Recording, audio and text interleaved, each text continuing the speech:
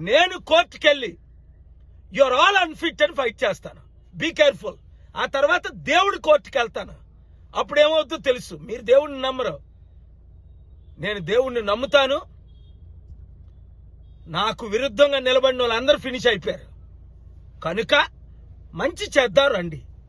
గతం నేస్తే మీరు ఒక ఫాదర్ ఫిగర్గా మోదీ గారికి పాఠం చెప్పవలసిన మీరు, పెద్దలందరినీ కలపవలసిన మీరు, ఇంత పెద్ద నాయకుడిగా ఉన్న మీరు ఇంత నీచమైన స్థితికి మీ కార్యకర్తలు మీ పిల్లలు దిగజారిపోయారంటే ఛీ అనిపించుకోకండి.